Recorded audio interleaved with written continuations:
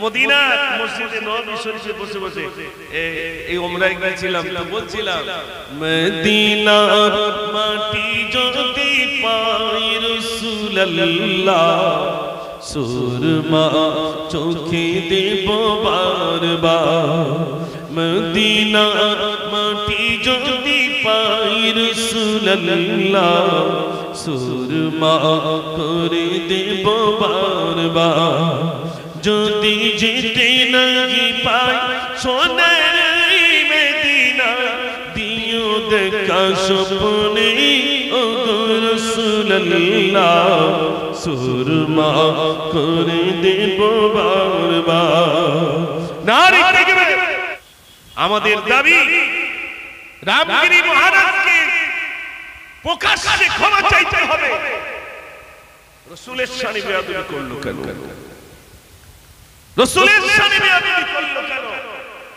এরকম কত মহারাজ তারা প্রকাশ্যে এসে বলছে পৃথিবীতে একজন পয়গম্বর এসেছিলেন যার নাম মুহাম্মদ সাল্লাল্লাহু আলাইহি সাল্লাম, তার চরিত্র সুমহান চরিত্র, জোরে বলুন না সুবহানাল্লাহ।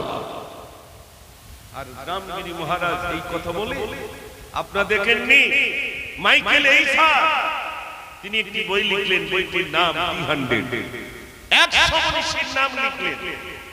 1 থেকে 100 পর্যন্ত লিখতে লিখতে 1 নম্বরে যে নামটা দিলেন জগৎগুরু বিশ্বগুরু জনাব মুহাম্মদুর রাসূলুল্লাহ, সকলে বলুন সাল্লাল্লাহু আলাইহি ওয়াসাল্লাম, তার নামটা 1 নম্বরে দিয়ে দিলেন, জোরে বলুন না সুবহানাল্লাহ।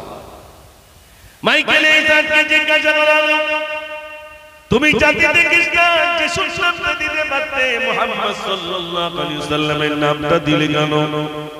ভাইরা আমার, মাইকেল এইসার বলে আমি সারা আমার দিন মনীষীদের জীবন গ্রন্থ নিয়ে পড়াশোনা করেছি, গবেষণা করেছি। আমি দেখেছি এই পৃথিবীতে একজন পয়গম্বর এসেছিলেন যারা চরিত্র সুমহান চরিত্র, যারা চরিত্র সুমহান চরিত্র, তাই তার নামটা আমি 1 নম্বরে দিয়ে দিলাম। সেই রাসূলের শানে বেয়াদবি। ভাই রামগিরি মহারাজ তো বিয়াদবি করলেন আমাদের জন্য। শোনেন, একটা বই আছে, বইটির নাম ফাজাইলে হজ। ওই কিতাবের 21 পৃষ্ঠার ভিতরে 2008 সালে যখন হজ থেকে যাচ্ছি দমদম থেকে কিতাবটা দেওয়া হয়েছিল সকল হাজীদেরকে সাবধান করে দেওয়ার জন্য। কিতাবটা হাজী সাহেবদের কাছে দেওয়া হয়েছিল ইয়াদপুর থেকে। কিতাবটির নাম ফাজাইলে হজ। ফাজাইলে হজ নামক কিতাবের একটি অংশ আপনাদের কাছে বলি। ভাইরা মারা যে হজ পাকে চলে গেলেন, হজের সমস্ত আহকাম কানুন পালন করার পরে এবার তিনি মদিনায় চলে গেলেন। মদিনায় যাওয়ার পরে একদিন, দুদিন, 3 দিন মদিনায় তো 8 দিন থাকা হয়। 40 ওয়াক্ত নামাজ মদিনায় পড়তে হয়। মদিনার মসজিদে নববী শরীফে 40 ওয়াক্ত নামাজ হাজী সাহেবরা জামাতের সহিত আদায় করতে পারে। 40 ওয়াক্ত হয়ে যায়, হাজী সাহেবদের চলে আসতে হয়। একটা হাজী সাহেব মাত্র 8 দিন থাকার সুযোগ পায়। ও সোনার ভাইরা, হাজী সাহেব চলে গেলেন মক্কার সমস্ত কাজ পালন করে। মদিনায় চলে গেলেন। একদিন, দুদিন পার হয়ে গেল। মদিনায় গভীর রাতে স্বপ্ন দেখছেন। আল্লাহর নবী যেন হাজির হয়ে বলছেন, হাজী সাহেব মদিনা থেকে বেরিয়ে যাও, মদিনা থেকে বেরিয়ে যাও। এই স্বপ্ন দেখার পরে তাজ্জব হয়ে গেলেন। আমি লক্ষ লক্ষ টাকা খরচা করে, এত কষ্ট করে টাকাগুলো সঞ্চয় করলাম, মক্কা শরীফে হজ করলাম, কিন্তু মদিনায় সেখানে আল্লাহর নবী বললেন মদিনা থেকে বেরিয়ে যাও, মদিনা থেকে বেরিয়ে যাও। আমি কি কোনো অন্যায় করেছি যা মদিনা থেকে বেরিয়ে যাও? একজন হাজী সাহেবের দ্বারস্থ হলেন, ওগো মাওলানা সাহেব, আমি গভীর রাতে একটা স্বপ্ন দেখলাম। কি স্বপ্ন দেখেছে? বলছে আমি স্বপ্ন দেখলাম আল্লাহর নবী যেন বলছেন মদিনা থেকে বেরিয়ে যাও। বলছে তুমি কি কোনো অন্যায় করেছো? না, আমি কোনো অন্যায় করি নাই। ভালো করে মনে করো। বলে অন্যায়ের কথা মনে পড়ে। আমি মদিনার বাজারে গিয়েছিলাম, মদিনার বাজার থেকে একটা লেবু কিনেছিলাম। ওই লেবুর একটা কগালে দিয়েছিলাম, আর জবান থেকে বলে ফেলেছিলাম মদিনার লেবুটা। কিসের জন্য তুমি মদিনার লেবুটা বলেছো? মদিনার কোন জিনিসকে খারাপ বলতে নাই। কি কারণে তুমি বলেছো মদিনার কাকরগুলো ধন্য, মদিনার গাছগাছালিগুলো ধন্য, মদিনার পাথরগুলো ধন্য, মদিনার বালুগুলো ধন্য। আমার নবী মদিনায় রয়েছেন বলে মদিনার কাকর পাথরগুলো ধন্য হয়ে যায়। জোরে বলুন না সুবহানাল্লাহ। পবিত্র জায়গা কি না ভাই মদিনা। কত হাজী সাহেব এখান থেকে দোয়া করে আল্লাহ হাসপাতালে যায়, আল্লাহ তুমি আমার মৃত্যুটা ওখানে দিও। আল্লাহ নবীর দেশে আমি শুতে যাই, আমার নবী মদিনায় শুয়েছি, আমি একটু মদিনায় শুতে যাই। মদিনায় যদি শুয়ে যাই আমার রাসূলের বরকতে হয়তো আমার কবরে আযাব কবর হয়ে যাবে। মদিনায় যদি আমার কবর হয়ে যায় না জানি আমার কবরে আযাবটা কবর হয়ে যাবে। কত হাজী সাহেব দোয়া করেন, কত হাজী সাহেব দোয়া করেন। ও সোনার ভাইরা, আপনি আমাদের বাপ মাকে যখন এয়ারপোর্টে ছেড়ে দেই, কত বাপ আসতে পারে, কত মা আসতে পারে, আবার কত মায়ের কবর, কত বাপের কবর মক্কা মদিনায় হয়ে যায়।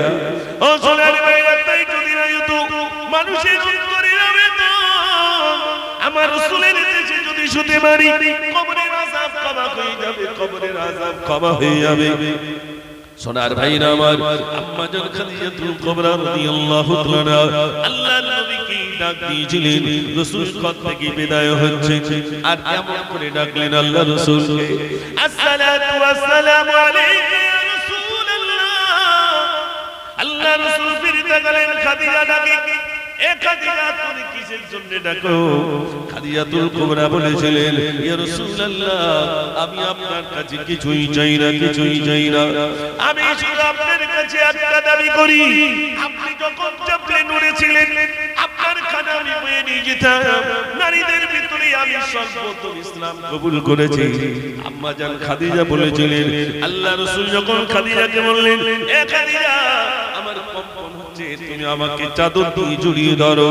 আল্লাহর নবী বলেছিলেন, খাদিজা ওই গুহার ভিতরে একজন এসে বলেছিলেন, ইকরা বিসমি রাব্বিকাল্লাযী খালাক, বলুন আপনার প্রভুর নামে যিনি আপনাকে সৃষ্টি করলেন। ও সোনার ভাই, আম্মা জান খাদিজার কাছে এসে আল্লাহর নবী যেইটা বললেন, আল্লাহ রাসূল সাল্লাল্লাহু আলাইহি ওয়াসাল্লামকে সম্বোধন করে খাদিজা বলছেন, ইয়া রাসূলুল্লাহ, ইয়া হাবিবাল্লাহ, ওটা ওহী হবে, ওটা অন্য কিছুই নয়, আমি সাক্ষী দিচ্ছি আপনি অন্য কোন নন, বরং আপনি হলেন আখিরি জামানার নবী। জোরে বলুন না সুবহানাল্লাহ। আম্মা জান খাদিজা বলছেন, বেশক আপনি নবী, আমি স্ত্রী হিসেবে আপনাকে সাক্ষী দিচ্ছি আপনি নবী, আপনার চরিত্র সুমহান চরিত্র। জোরে বলুন না সুবহানাল্লাহ। আর সেই নবীর শানে গোস্তাকি, সেই নবীর শানে গোস্তাকি আমরা তো ঘরে চুপচাপ বসে আছি। রামগিরি মহারাজকে ক্ষমা চাইতে হবে না, হবে না? একটু জোরে বলে চাইতে হবে, তার জন্য প্রতিবাদ আগামী দিনে খুব বড় সড় হবে ইনশাআল্লাহ। হযরত তুলহা রাদিয়াল্লাহু তাআলা আমার রাসূলকে এত প্যার করতেন, যুদ্ধের ময়দানে চলে গেলেন, ওদের প্রান্তে চলে গেলেন। ও সোনার ভাই, আমরা কত আমার রাসূলকে প্যার করি, মোহাব্বত করি, ভালোবাসি। শোনেন, ওদের প্রান্তে আল্লাহর নবী ভাইরা আমার, ওদের প্রান্তে যুদ্ধ শুরু হয়ে গেল। মদিনায় খবর এলো আল্লাহর নবী আর নাই, আল্লাহর নবী বিদায় হয়ে গেছে। এক মহিলার কাছে সংবাদ এসে গেল, আল্লাহর নবী আর নাই, আল্লাহর নবী আর নাই, ওদের প্রান্তে শহীদ হয়ে গেছেন, শহীদ হয়ে গেছেন। খবর চলে এলো। ভাইরা আমার, মহিলা পাগলের মতো মদিনার দিকে, ওদের দিকে যায়, পাগলের মতো ওদের প্রান্তের দিকে যায়।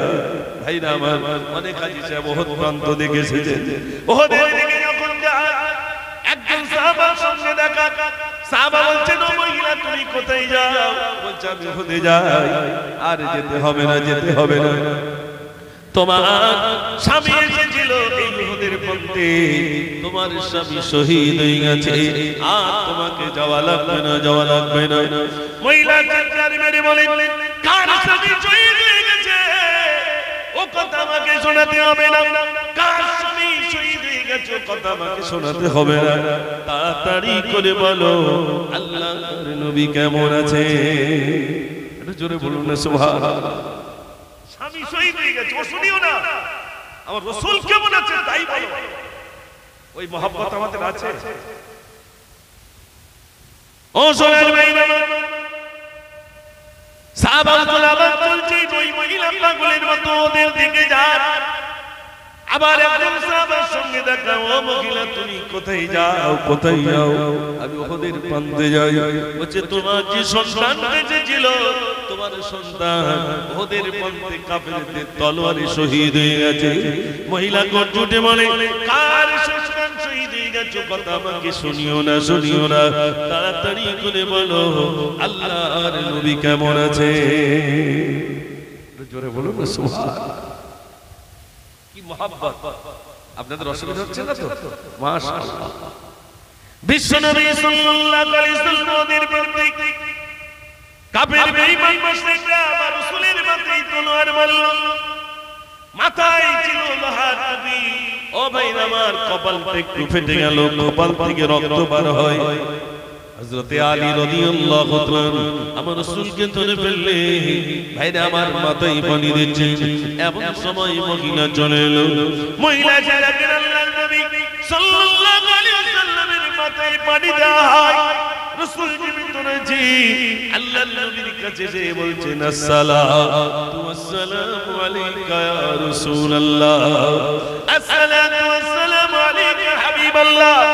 আমার সন্তান মানসক, আমার স্বামী মানসক নিয়ে আপনার কাছে এসেছি ইয়া রাসূলুল্লাহ, আপনি জীবিত রয়েছেন, এটাই আমার মনের সান্ত্বনা।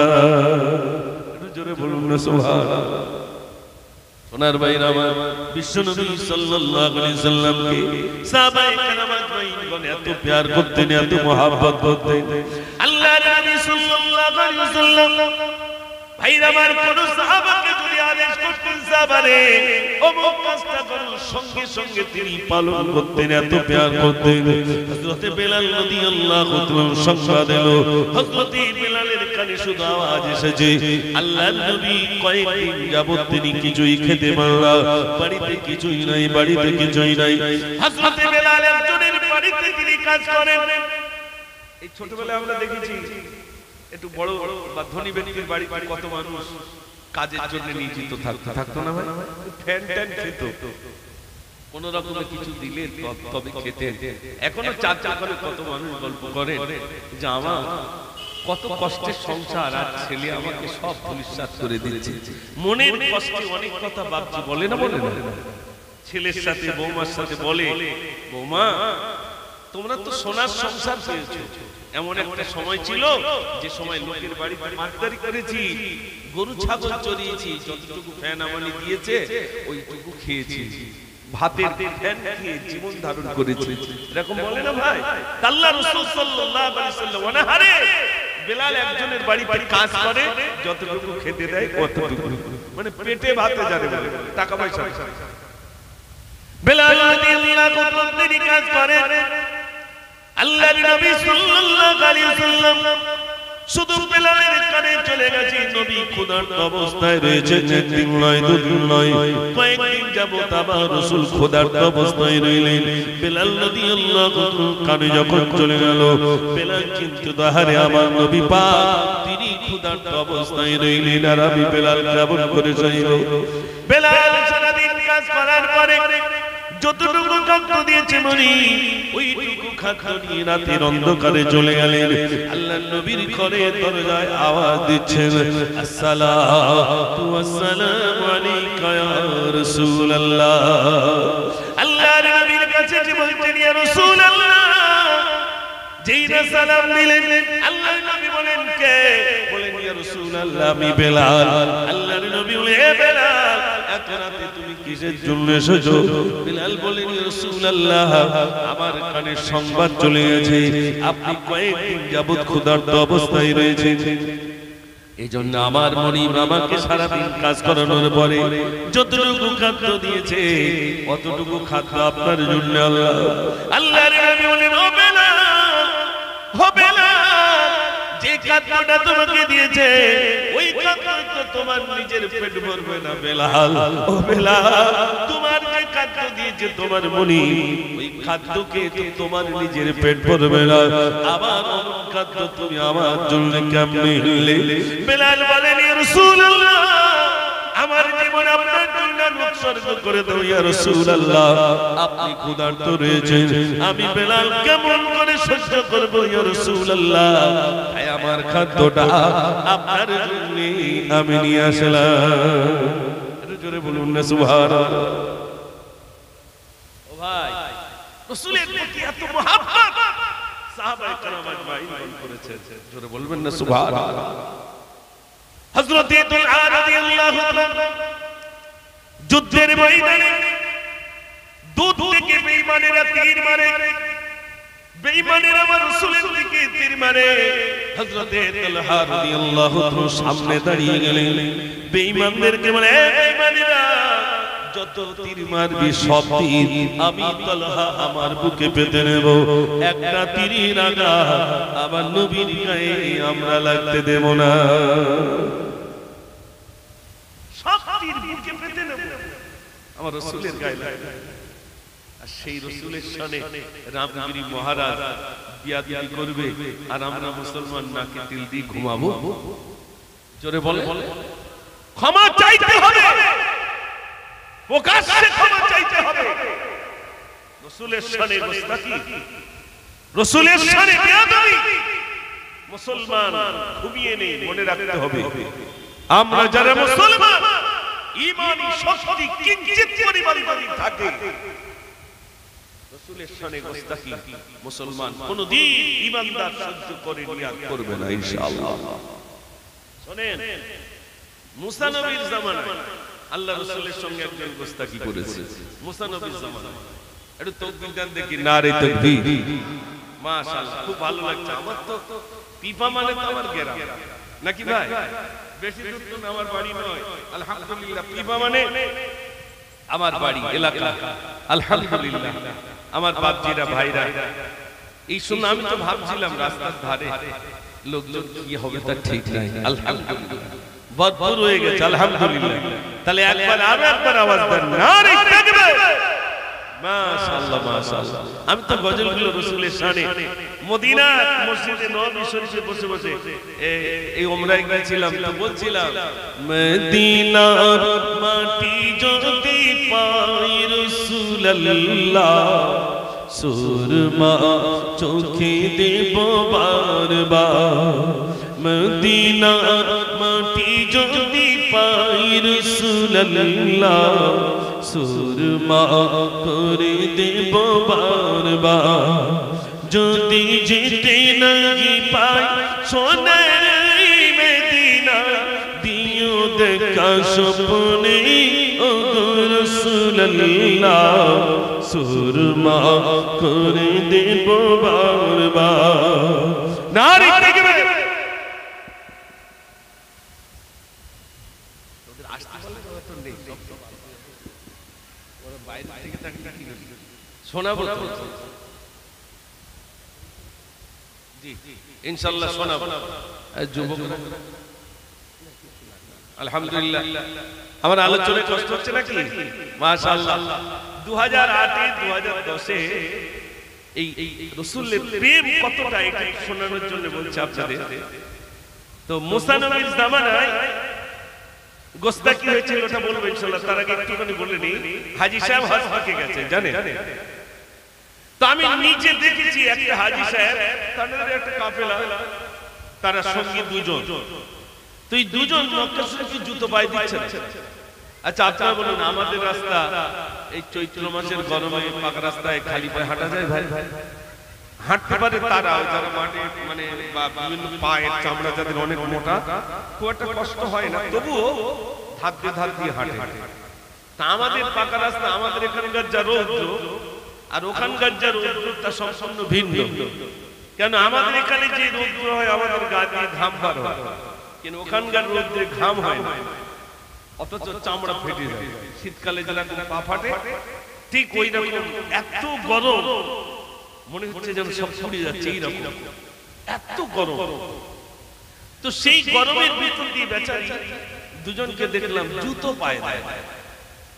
আমাদের বিল্ডিং এ ছিলেন, নদিয়ার দিকে বাড়ি, আমরা সবাই জুতো পায়ে দিয়ে ঘুরছি মক্কা শরীফ মদিনা শরীফ, আর জুতো পায়ে দিয়ে ঘুরলে যে আপনার গুনাহ হবে তা না, কিন্তু আল্লাহ কাকে কখন কিভাবে জান্নাত দেবেন সামান্য কারণে দেখেন।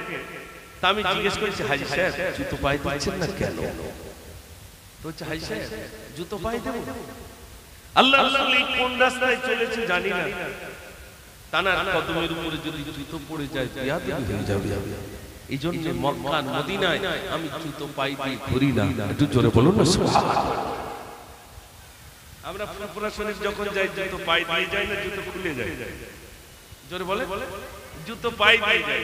আর যিনি মাওলানা দরবার শরীফে শুয়ে রয়েছেন আল্লামা হিন্দ আল্লামা আমিন শাহ রাহমাতুল্লাহ আলাইহি, তিনি যখন ফুরফুরায় যেতেন তখন জুতোটা খুলে বগলে নিতেন। কেন?